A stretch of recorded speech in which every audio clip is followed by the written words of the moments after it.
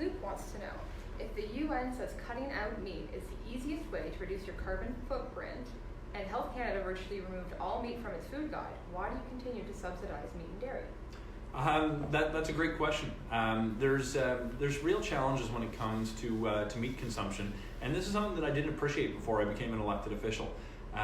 Realistically, we should be looking at every opportunity we have to reduce our emissions, and consumption of red meat in particular is a real problem, because over the life cycle of the animal and the agricultural process that brings the food to your table, there can be a serious impact. But we also know that we can't just flip the switch on things overnight. When we look at industries that are keeping Canadians employed, it's important that we understand the economic impact that the decisions we take will have on Canadian families. When you look at the area that I represent, for example, about 1/3 of Nova Scotia's dairy farms exist within Central Nova.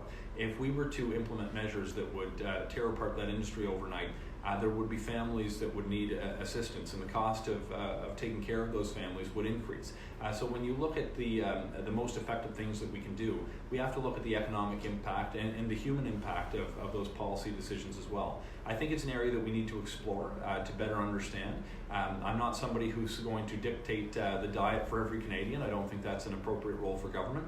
But I do think we need to have a serious consideration about what industries we subsidize to ensure that we're not accidentally creating a circumstance that encourages people to pollute more.